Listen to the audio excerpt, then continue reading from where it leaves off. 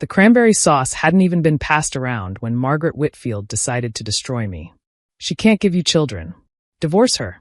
My mother-in-law's voice sliced through the Christmas dinner conversation like a carving knife through butter. The words hung in the air, sharp and deliberate, as 23 members of the Whitfield family turned to stare at me. I set down my fork carefully, my hands steady despite the tremor in my chest. The dining room, with its towering Christmas tree and elegant gold decorations, suddenly felt like a courtroom where I'd been tried and convicted without testimony. 3 years, David. 3 years and her womb is still empty. Margaret continued, her diamond earrings catching the light as she shook her head in theatrical disappointment. The Whitfield line needs to continue. You need a real woman, not a...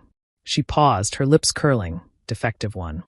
My sister-in-law Patricia nodded eagerly from across the table, always ready to follow Margaret's lead. I have a friend, David. Beautiful, young, from a good family. She'd give you babies within the year. The cousins murmured their agreement. Uncle Robert actually had the audacity to pat David's shoulder sympathetically. Even the teenagers looked uncomfortable, but no one defended me. No one except the man beside me, who had gone completely still. I was Lillian Whitfield, 32 years old, married to David for 3 wonderful years. What the family didn't know, what we'd chosen not to share, was that the barrenness Margaret spoke of so cruelly wasn't a failure. It was a consequence of the cancer I'd beaten at 25, before I'd even met David. The chemotherapy that saved my life had stolen my ability to conceive. David knew. He'd known since our 3rd date when I'd told him over coffee, expecting him to walk away. Instead, he'd taken my hand and said, "Then we'll build our family differently." But his mother? She knew nothing of my medical history, nothing of our plans, nothing of the journey we'd been on. She only knew that no grandchildren had appeared on her timeline, and that was unforgivable. Mother. David's voice was calm, too calm. I knew that tone. It was the same one he used in the courtroom when he was about to demolish an opponent's argument. That's enough. Margaret's face reddened. Don't you dare defend her. I've watched you waste your prime years on this barren woman. The Whitfield name will die because you're too blind to see what everyone else does. She trapped you. Trapped him. I found my voice, though it came out smaller than intended. I told him everything before. Of course you did. Margaret cut me off. You probably sensed his money, his status. What better way to secure your future than to marry a successful lawyer who's too noble to leave a broken woman? The words hit like physical blows.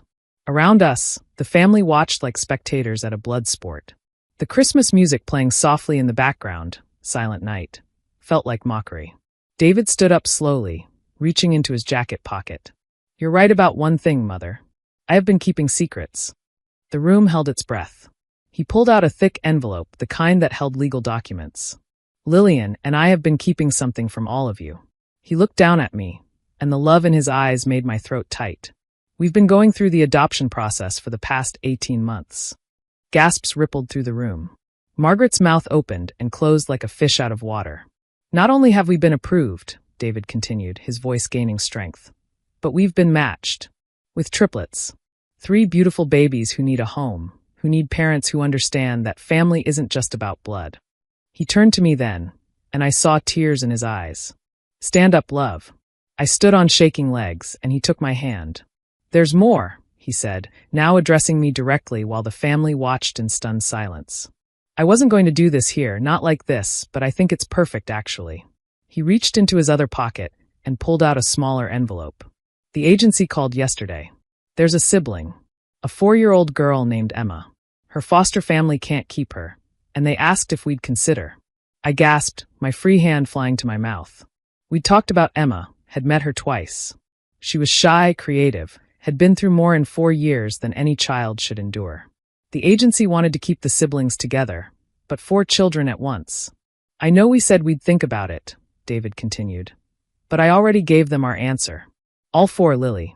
We're bringing home all 4 of our children. The paperwork is here. We just need to sign. Tears streamed down my face as I nodded, unable to speak. David pulled me into his arms, and for a moment, the rest of the room ceased to exist. Then Patricia's sharp voice cut through. This is ridiculous. Adopted children aren't real family. David turned, still holding me, and his expression was cold fury. Aren't real family?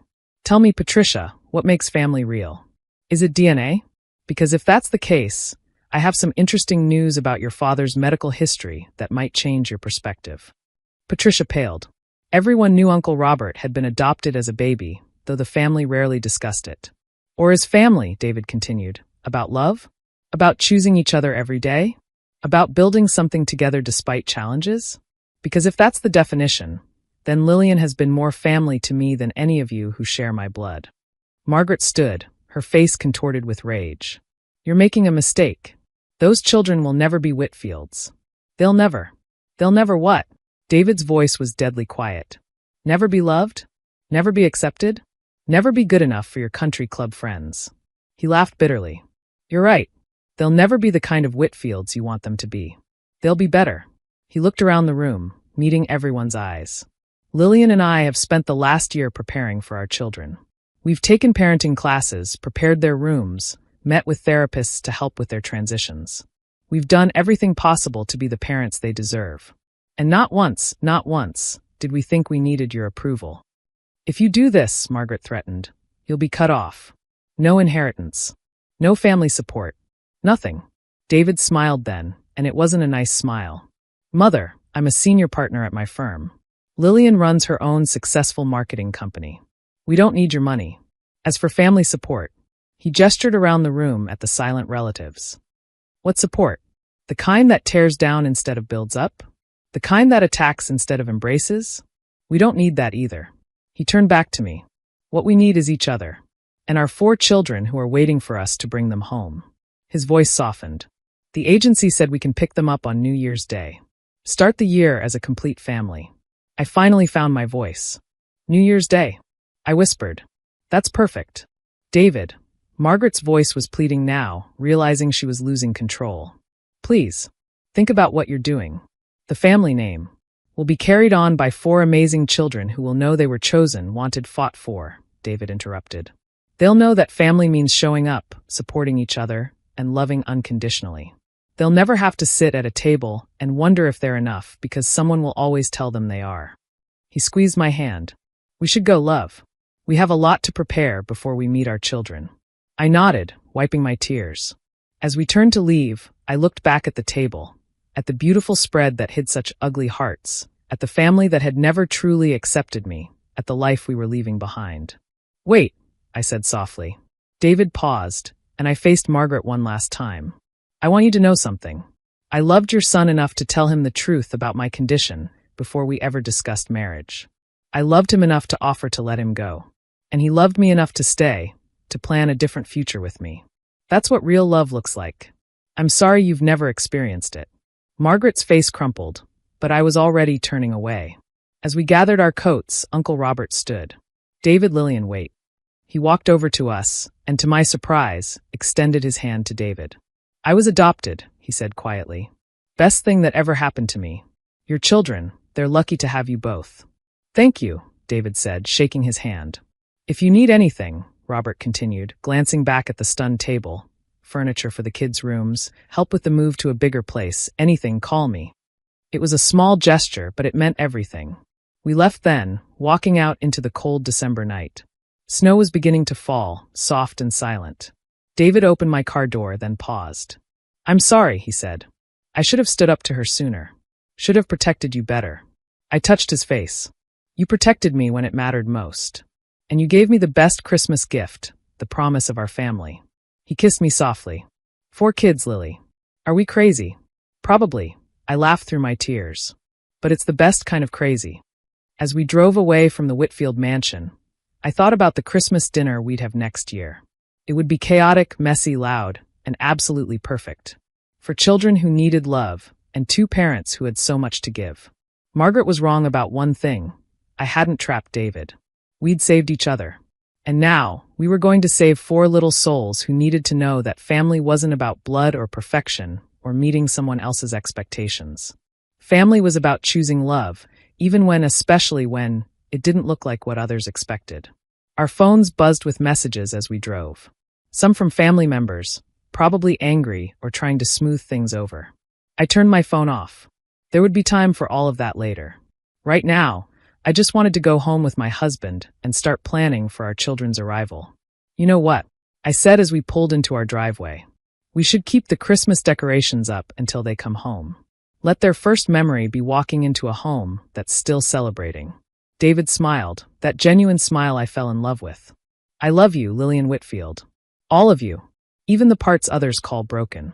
Especially those parts, I corrected. Because they led us to our babies. As we walked into our house, soon to be filled with the laughter of 4 children, I realized Margaret had given us an unexpected gift. By trying to tear us apart, she'd only made us stronger.